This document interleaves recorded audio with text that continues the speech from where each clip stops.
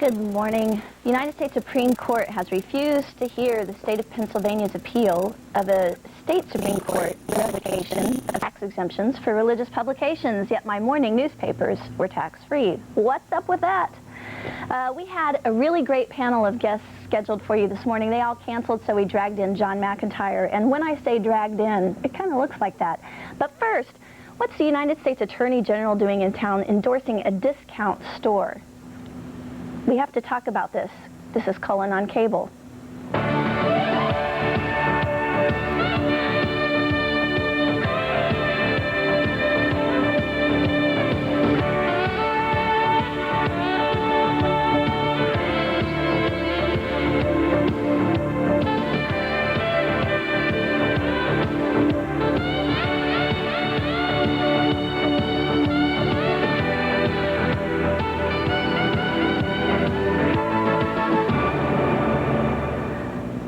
I'm sorry, I feel really giggly and giddy about this morning. The first thing, I'm humiliated, so I have to get that right out there so you can laugh at me, and then we can laugh together.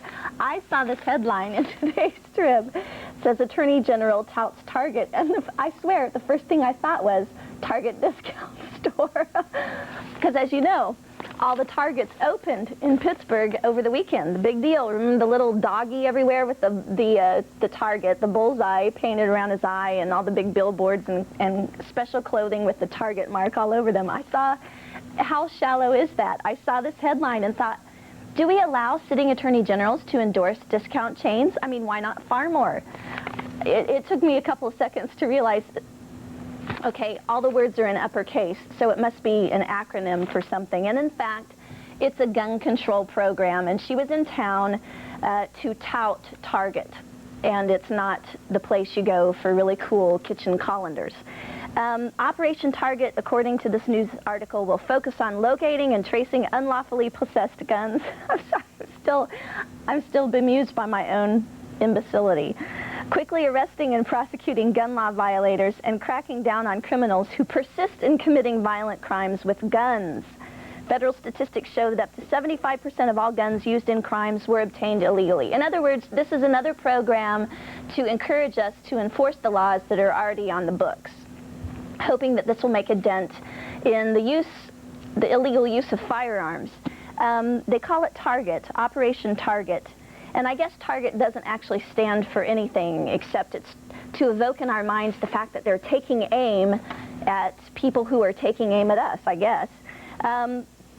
One thing, just a note to all would-be orators out there, one of the quotes from Janet Reno's speech on this topic yesterday, the quote is, "I have a dream that every teacher will have coursework in how to resolve conflicts."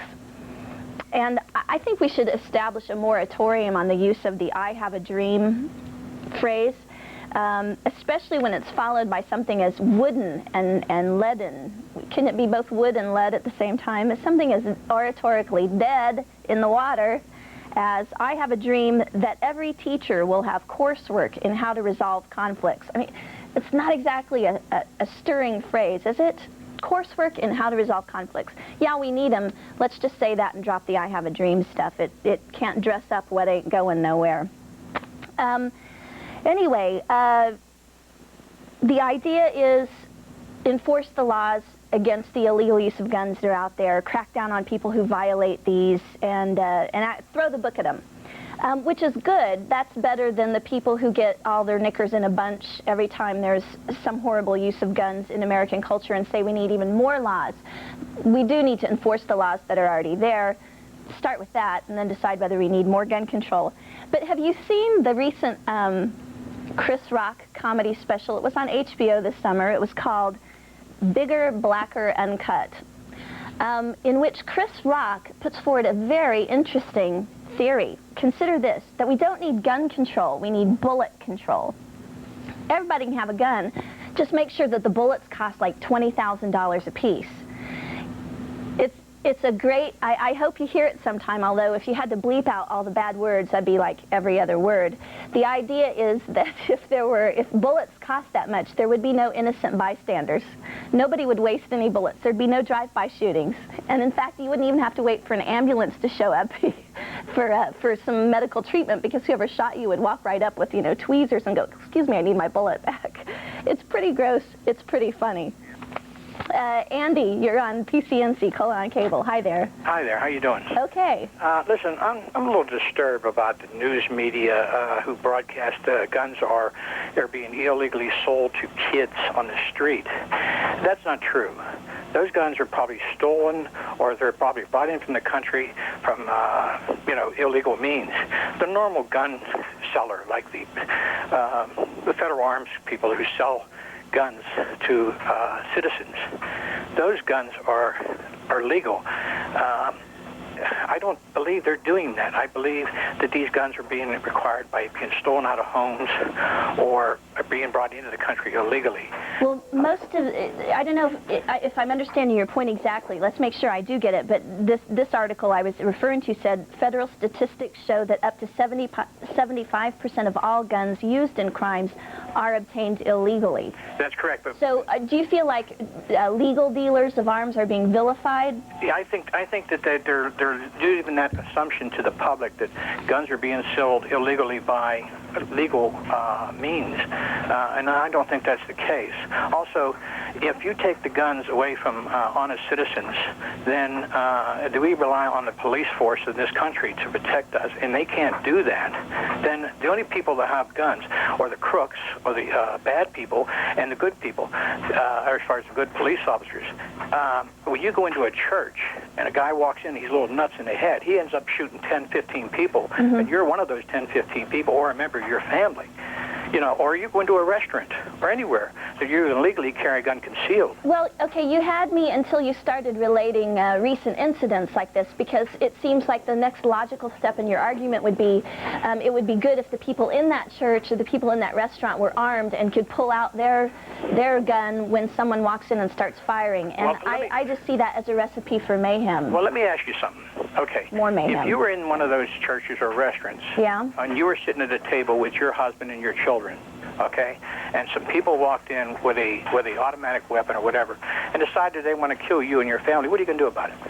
I wouldn't be able to do anything. That's right. But if your husband had a gun, or you had a gun, and you knew how to use it, you were trained to use it. I mean, you took a course on it. Yeah. You telling me that you wouldn't want to defend yourself and save your family's lives? I would want to. I know that I'm guessing right now I never will. And one of the things I hear this argument all the time. We're not covering any new territory, and I don't say that to be ugly. But one of the things I want to remind you of, and other people who really do think this is a solution, is that when the two students walked through Columbine High School shooting the place up, there was an armed guard who exchanged fire with them, and he didn't hit them, he didn't stop them, he didn't apparently even slow them down, and he was trained in the use of his weapons. So if you're asking whether Ruth Ann Baker, North Hills homemaker / freelance writer, is going to make a difference when somebody walks into the church with a semi-automatic, it's not going to happen.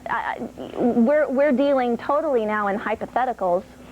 Drawing on real-life incidents, and I don't know, the whole thing makes me feel really, really uncomfortable. I don't know what the answer is. What makes me uncomfortable is if I'm sitting in that restaurant having a nice dinner with my family, and I don't have anything to protect myself from a would-be madman or a would-be crook, and I'm sitting there and I'm a dead man and my family's dead. So, Andy, are you arguing that we need to change Pennsylvania law? I don't even know. I think we need to do is we need to not focus on getting rid of the guns, but we need to enforce the gun control in a different way by saying we're not going to take all the guns away from everybody. Well, I think that's what Operation Target seems to be about. It's talking about cracking down on people who violate the laws that are on the books. It's not right now talking about a real expansion of them. But one thing that you keep talking about, wanting to be armed in a public situation where someone threatens your safety. Would you, I mean, there are states like Texas that, if I'm right, that have laws now on the books where you can get a permit, lots of people can get permits to carry concealed weapons. Do you think that that's a positive step forward toward lessening the violence in our country? I don't know about violence, controlling the violence. What I'm trying to tell you is that I carry a permit. In the state of Pennsylvania, you have a right to bear arms under the Constitution. You can get a permit as long as you're not a felon or have a felon record or any kind of abuse record. What I'm saying is that if I want to carry my revolver sealed and I have a permit, I have a right to do that.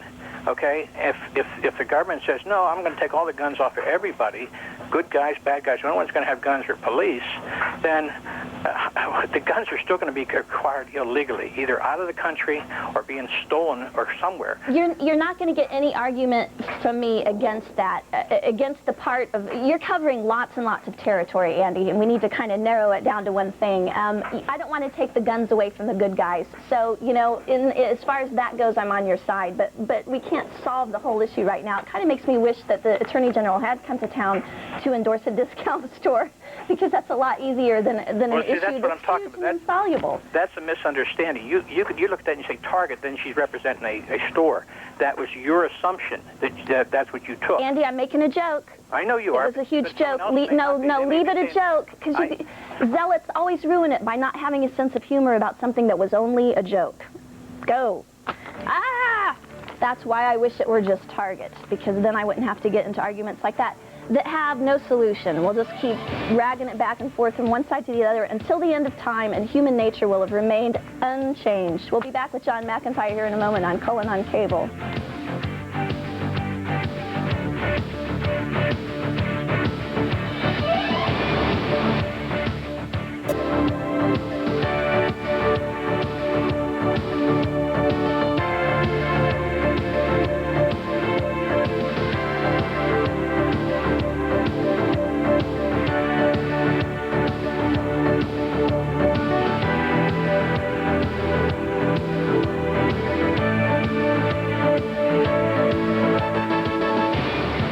Really big deal planned for you this morning, where all of the presidential contenders that are out there for the race 2000, we're going to come and have like arm wrestling, and for some reason they all canceled on us. Not really, but we couldn't think of anything else to explain why John McIntire is Now, what here. kind of a thing is that to say? I've had you on my show 3 dozen times, always incredibly gracious to you, and this is the thanks I get. I know. Little put-downs from the Good Witch of the North.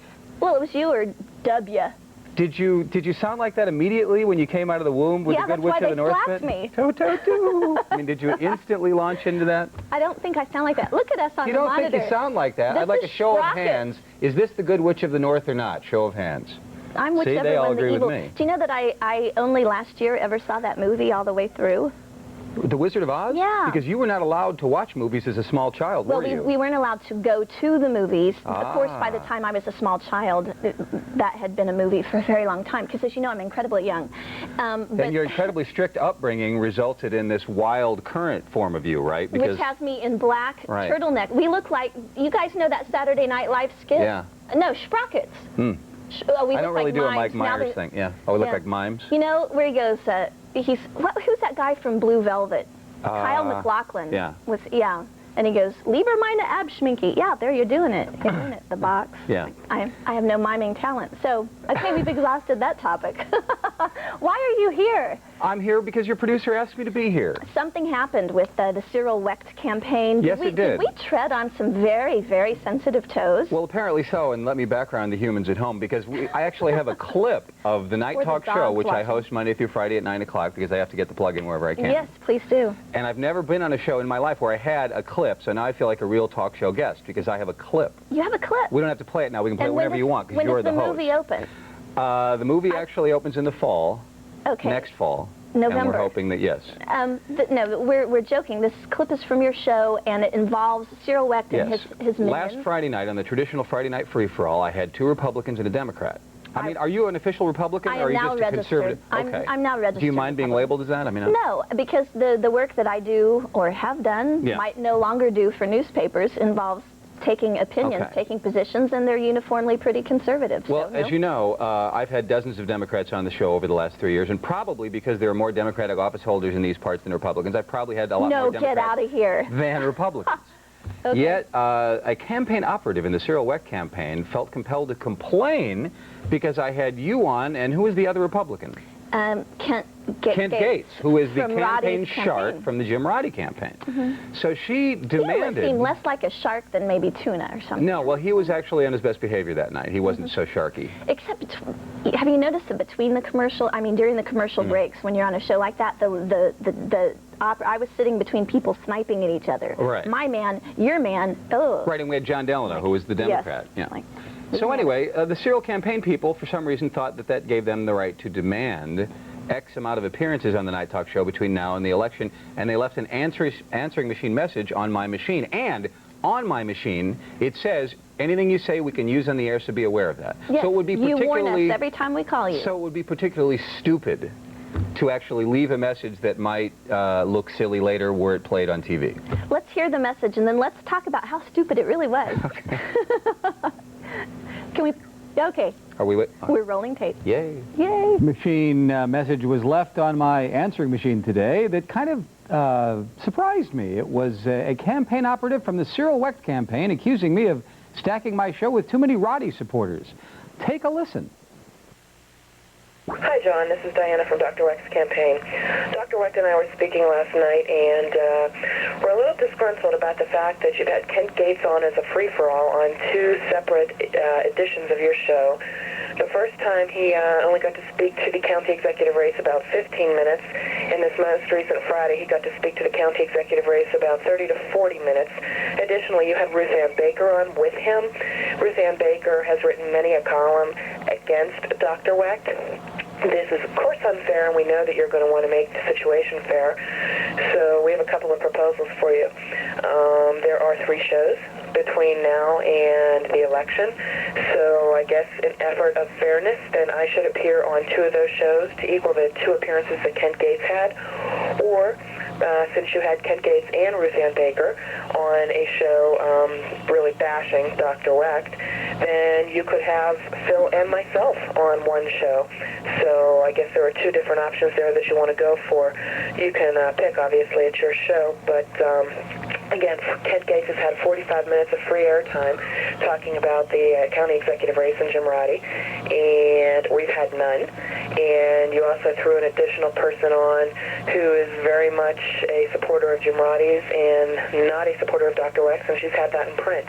So we know that you want to make this fair because we know that you're, the good ally of Dr. Wecht, and we know that you're going to want to have a friendly relationship with him once he's county executive. Incidentally, we also know that the Roddy campaign's own poll from last week, taken early last week, shows them down with a 10-point deficit to us. And I did polling with their polling firm for the Clinton-Gore race in '92, and their firm was consistently 6 to 7 points behind all the public polls. So that 15-point lead is pretty much regular. So give me a call so that we can rectify this situation. Thanks and take care. Bye. Actually, I guess I do some mime work. I was didn't realize going to say, that. I take back the mime slam. And that was very good counting on your fingers. I admired that. Did you? Yeah. So I want to follow along. My 4-year-old needs some help. Please, drop by. What is with that? I have absolutely no idea. I don't want to bore the viewers with these details of Inside Baseball, but we'd already had David Wecht on a while ago in order to compensate for the original Jim Roddy guy, Kent Gates' appearance. And I had called the campaign operative before all you guys were going to be on to tell her that Kent Gates, the Jim Roddy campaign shark, would be on, hence I'll definitely have one of your sharks on before the election. She apparently had forgotten this in space, that she claimed that Cyril had signed off on all of this. I haven't talked to anybody since we aired that. But I got to believe that even if Cyril did sign off on it, he is the victim of bad advice by the evil campaign operative. Just an opinion. Let's talk about that after the break, because I'm not so sure that that's the case. I'd love to explore stupidity of this. Shall we? Y'all stay with us. I always make that mistake. I say to y'all, stay with us. There's more coming up on Cullen on Cable. Stop it. The official transportation provider of Cullen on Cable is Pittsburgh Limousine, the one clear choice in transportation.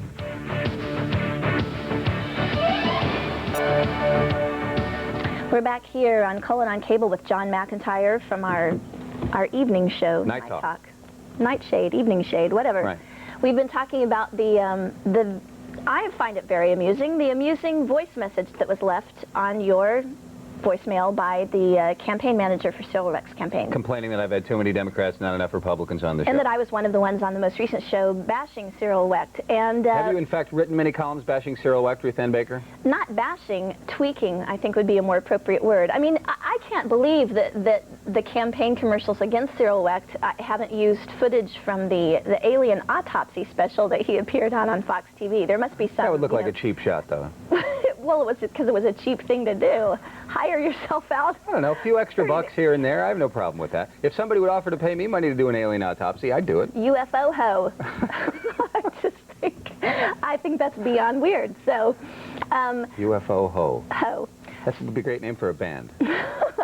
Stomach Monkeys was David Letterman's contribution. Anyway, okay. The deal is, the message that we just listened to consistently, well, it opened with Diane Wentz saying, I talked with Dr. Wecht about this, and we think we want to, we. And it sounds very much as though this were a joint decision, that this wasn't done without his knowledge. What do you... Well, she did, in a brief conversation afterwards in which I was most perturbed with her, and she was most perturbed with me for that matter, she did communicate to me that Wecht had signed off on all this. Again, I'm assuming he's the victim of bad advice on her part. I'm assuming she led him to believe that I had all these people on in some sort of conspiracy, when in fact that is not true. Now, if it was true that I was stacking the deck against either side, I certainly wouldn't complain about, or about anybody complaining about what I had done. But I haven't talked to Cyril or anybody, his son David, or anybody since all of this. Actually, I have a brief conversation with David. And they know that you did this, you used this Monday night on your show after, because the message was left between the Friday night free-for-all that's in dispute and the Monday night show. That was when the commentary what really ticked me off was at the end, the implication that, I'm paraphrasing here, but the quote was something like, we know you want to have good relations with Dr. Wecht when he's elected. Now, yes, I'd like to have Cyril on all the time. I like Cyril. He's a great guest, and I like him as a person, and I still may vote for him. Having said all of that, it had the inkling of intimidation there, did it not? Yes, it Just did. a hint of a threat, like if you know what's good for you, right? Because this guy's going to be your next your new first county executive. Nobody takes kindly to threats. Nobody likes to be intimidated, and there isn't that much at stake. I could continue to do the talk show without the county executive if I had to. I'd rather not. But, since I have far less at stake here, career-wise, than you do, let me be the one to venture into some really dicey territory here by saying that you were probably being more gracious than required to say that maybe Cyril was just the victim of bad advice, because he has... Bill Green was on the show. Let's blame it on Bill. He was on the show a couple of weeks ago pointing out that this might be why some of the Democratic troops are not coming to Cyril's aid the way you might have expected in this race, because he has a history of really burning bridges. Well, he has a reputation for being incredibly thin-skinned. I personally haven't found that to be true, but many people line up to tell you that. So is this an indication of that? And does this mean every time somebody crosses him, or he perceives that they've crossed him, if he's elected, then World War III is going to break out? I don't know. Is this indicative of that? Or is it just a nutty campaign aide off on her own? I'm hoping it's the latter. Or are they members of the school that believes there's no such thing as bad publicity, and they're just thrilled that we're sitting here talking about it for 15 minutes? Which actually could be true. It could be true. That was the other thing. I mean, I've said his name dozens of times per month on the show. You could argue that that's free advertising. I wrote a column tweaking him for something very, very early on in my work at the Trib, where it would have been on like page B7 on a Sunday. Nobody would have seen it. And the paper received a 2-page single-spaced letter in which it was firmly established by Dr. Wecht that not only do I know nothing about journalism, but I have no personal ethics or moral character at all.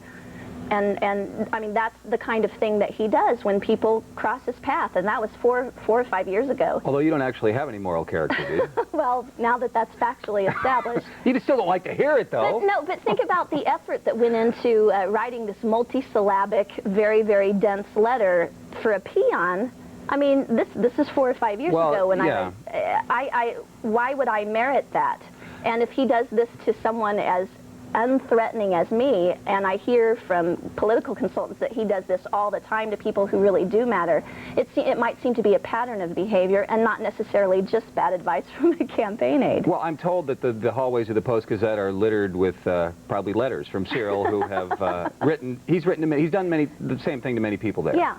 You know, is that indicative of somebody who's a little too thin-skinned to run an office? I don't know. Actually, does it necessarily mean he's going to be a bad county executive if he's elected just because he thinks the media is snotty? Not necessarily, because everybody thinks the media is snotty. Hey, stay here for another second. There's more coming up on Cullen on Cable. It may not be McIntire, but there's more.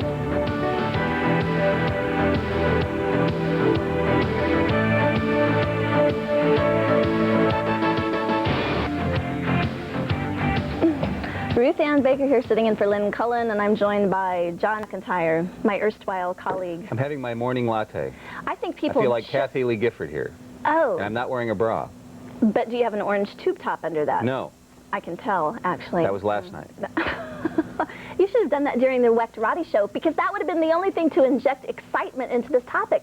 That's how you threw it out to us, by the way, on Friday night. Nobody cares.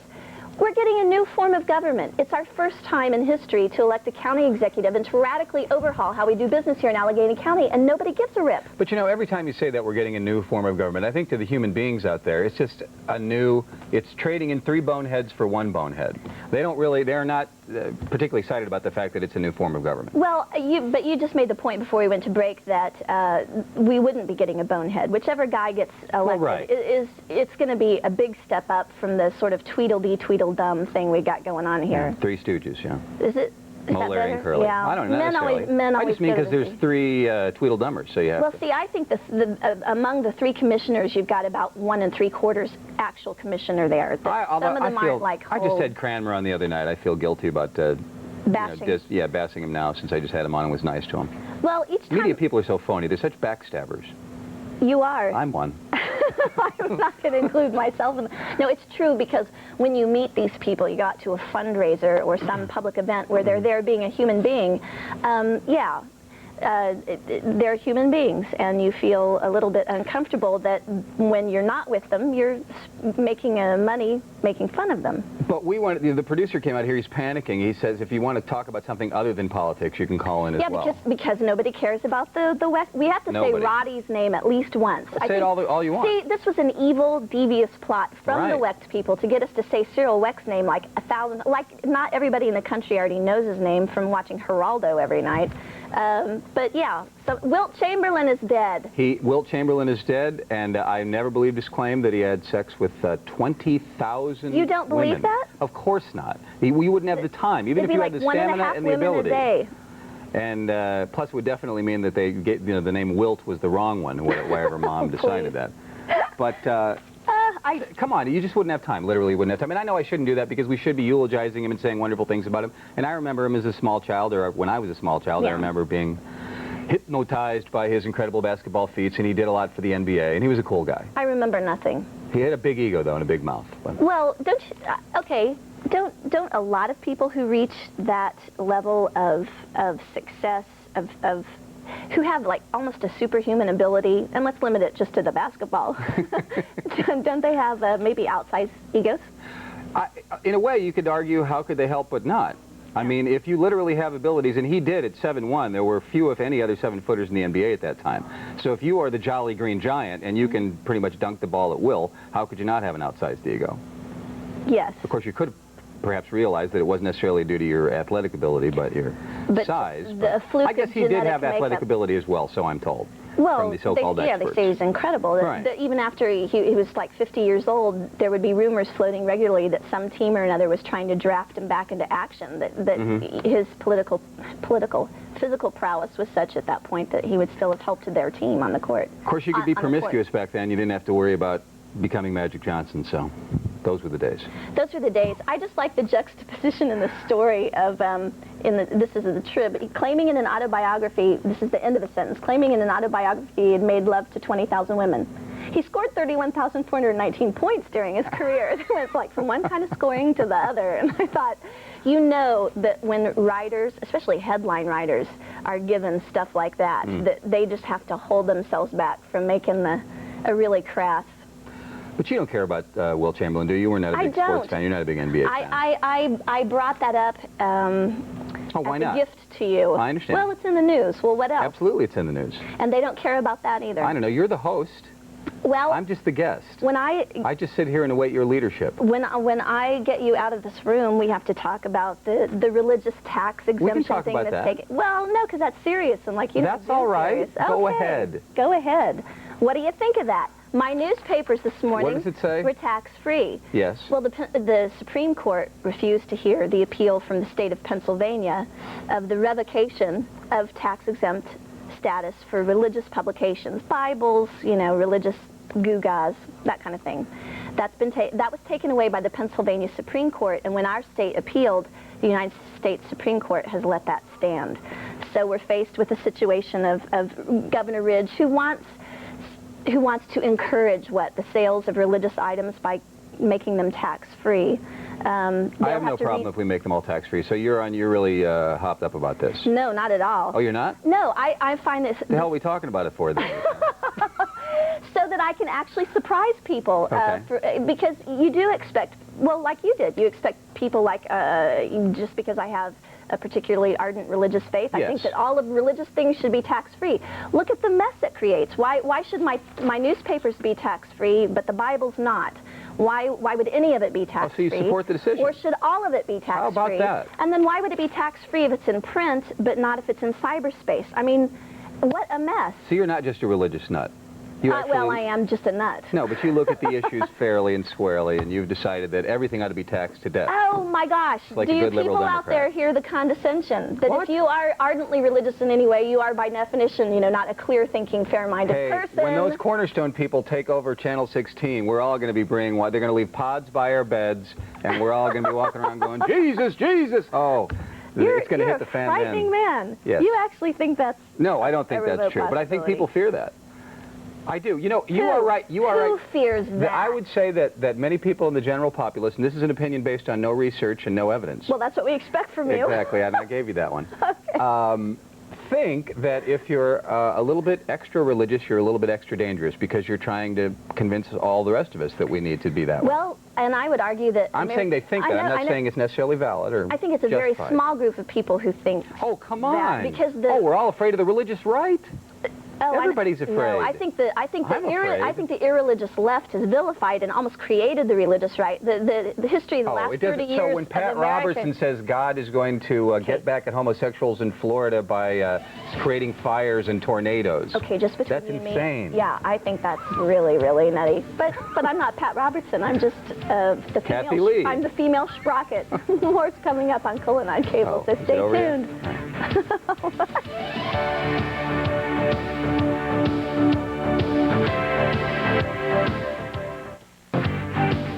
We got a big problem here. McIntire won't leave. John McIntyre's still with us from Night Talk. We can get rid of the guy. I was like, no, he's making my morning easy. Look at, I just can't get over the whole sprockets thing happening in back. I've got to get over it and move on. Or we could be an advertisement for Target because we look very cutting edge and modernistic, don't you think? And that's their whole deal. No, we look like two middle-aged chumps on a talk show. Okay, that's what we are. Well, you're not that old. I am. You know what? What's up with your career? You were a columnist for the Tribune Review, and I don't see your column in the Tribune Review anymore. What the hell's up with that? Don't go there, girlfriend. No? No, I don't know what to say about that. You don't have to talk about it. I'm on strike. Are you on strike, and really? it may turn permanent. I don't know. Dickie Cougar Melonscape isn't coming up with a big-time offer to rescue his fledgling newspaper from certain destruction if you're not one of the main columnists? That's right. How could it survive without me? I don't know. I haven't read it since you haven't been on. I have not read the damn lie paper. through your teeth. No, I haven't. You're lying. I mean, I glance at it just to make sure I'm not missing anything. Well, see, now you ought to be embarrassed by that, and I know your tongue is in your cheek right now, but no matter what my problems are with my paper, the paper I still identify myself with, everybody ought to be reading both papers every day. Every city should be lucky enough to have two papers. True. That'll mix it up. Although nobody has time to read two papers a day, except people who have to do it for a living like you and me. Well, and you do it for a living, remember? Right. And so you shouldn't be sitting here telling me that All you right. only glance I read at the paper. second I'm just trying to support you in your little strike against Richard Cougar Melonscape. Oh, I'm sure this is going to help. I'm sure he's at home going, okay, well, she'll never write again. I mean, you can't do that.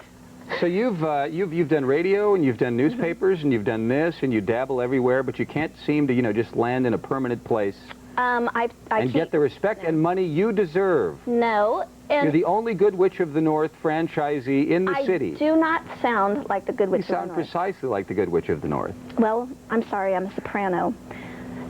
That's a great show. Yes.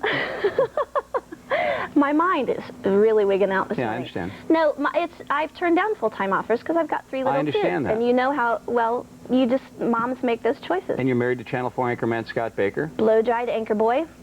Is he blow-dried anchor boy? Well, you know, they all have hair.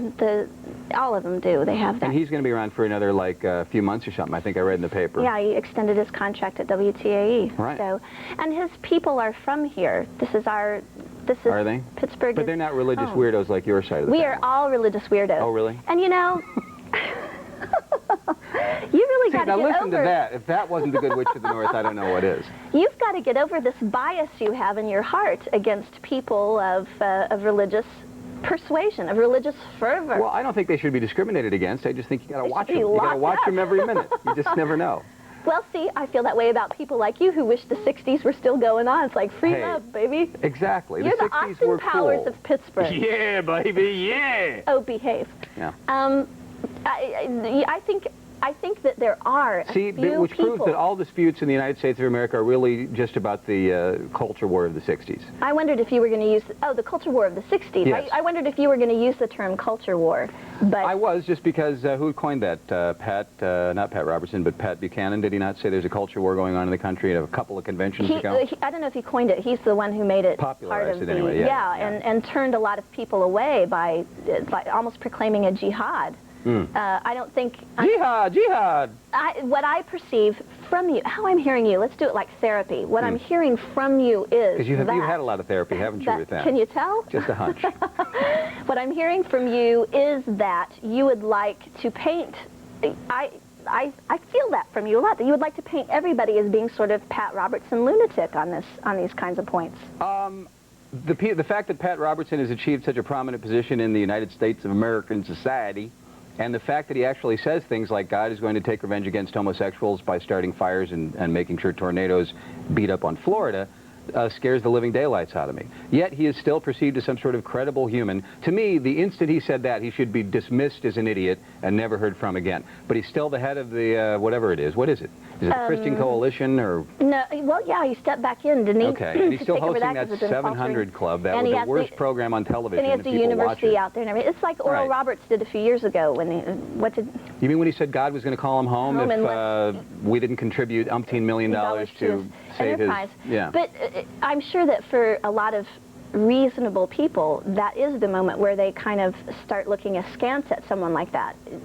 But I hear, you just seem to want to think that all religious people get to be identified with the lunatic fringe. And the truth I don't believe you're insane. Jerry Boyer, he's kind of a religious nutball, but he seems like a reasonably sane fellow. Well, think about it. That's two. 41% of Americans attend a religious service every week. Right.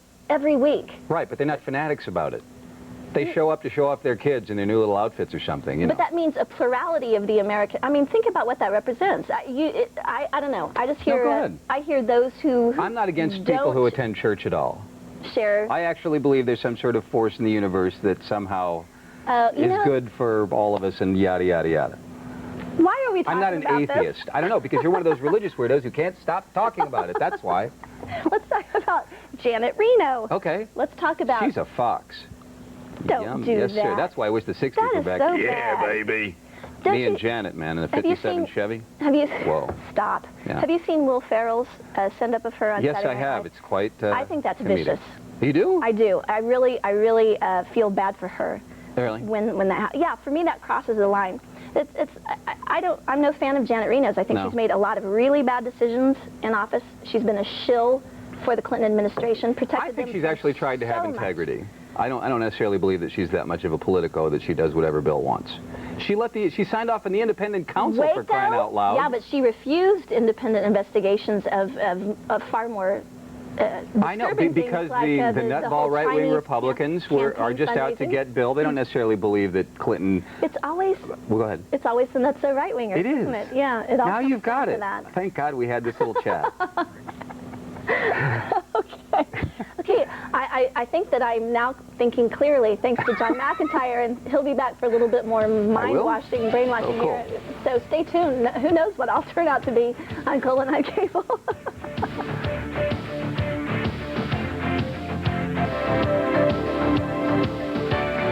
We're here, and we decided things were going so swimmingly with John McIntire that he's still with us. Why do you keep trying to kick me out? Why do you keep trying to make me go away? I think it's too much black. The visual is bothering me, and you're annoying me, so, you know, get the heck out. You know who's on the Night Talk show tonight? Please do an ad for your show. Well, City Controller Tom Flaherty has just finished some audit.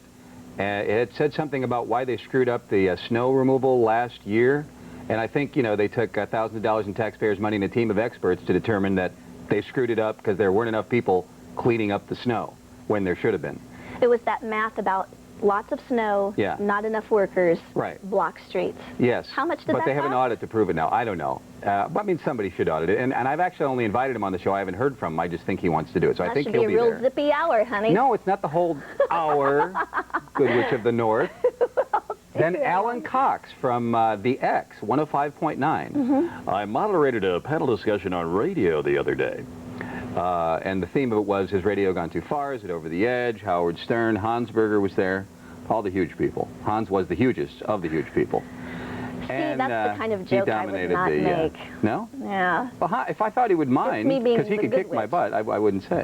I'd pay to see that. And really, that's a thought. Well, we're real hurting for ratings. I'm just going to have Hans kick my butt in the air. Anyway, Alan Cox, the afternoon personality from the X, will discuss whether or not radio's gone over the edge, where it's going, whether Stern is the future, he was an aberration. That's tonight at 9 o'clock on PCNC. Well, I would ask you your opinions about that, but I'll let you instead save them for this evening because I don't care. Oh, all right. Okay. Is Howard Stern over the edge? I really, believe it or not, even though I'm constantly Mr. Occasionally at any rate, sexual innuendo double entendre boy, I do watch his show sometimes flipping by on the E! channel at night. I'm sick of lesbians, too many lesbians. I'm sick of show me your breasts. Yeah. Because, as they've always said about X-rated movies, the first 5 minutes are like, hey, ho, there's something you don't see every day, Chauncey. And then it's like, whatever. So I'm bored with him. I'm bored with Howard. Yeah. I would actually rather, if he didn't obsess on sex all the time and made fun of celebrities and made fun of politicians, then I think he'd be pretty good.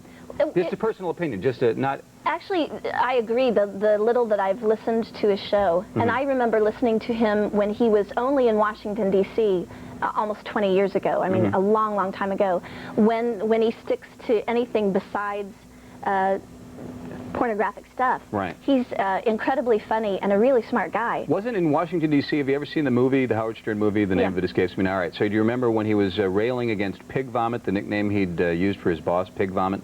Wasn't that in D.C.? I think that wasn't... Oh, wasn't that in D.C.? No, I think it was in D.C. I'm not... It's been...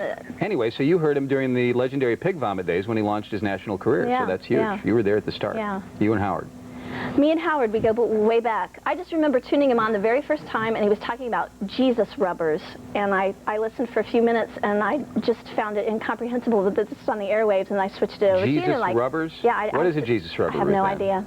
You sure? I would think you would know exactly. No. I would think you would have been selling them door to door. Is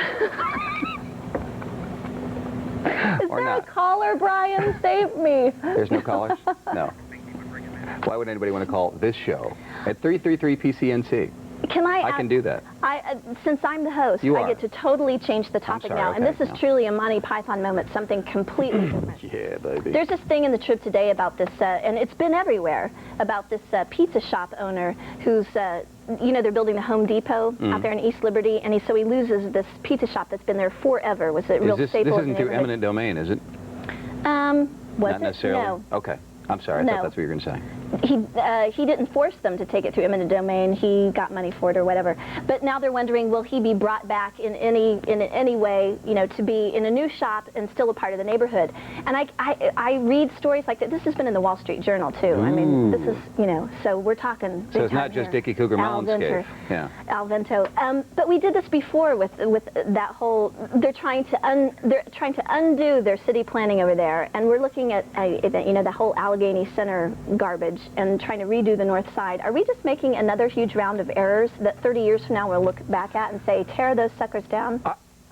even though I think Tom Murphy, the madcap leprechaun, thinks he's exhibiting brilliant leadership by tearing everything down and building up new stuff in its place, and even though I hope that he ends up being right and that it turns out just swell, and they save enough historic facades that it'll all look cool and won't totally destroy the downtown. You look at Allegheny Center, which is where, by the way, Channel 11 put me up for the first couple of weeks I was here. And we have isn't to that go. exciting? We got to go? Yeah, and you didn't even bummer. ever finish your sentence. It's a dump. It's a dump. I'm scared. The madcap leprechaun's going to kill us all. We'll be back in a moment to say goodbye here on Cullen on Cable.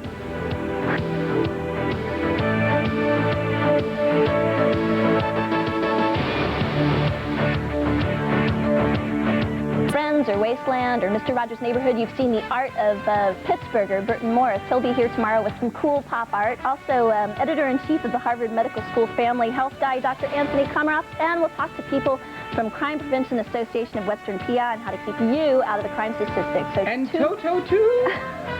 Tune us in tomorrow. It's Cullen on Say Toto Cable too. by Come on, say and Toto too.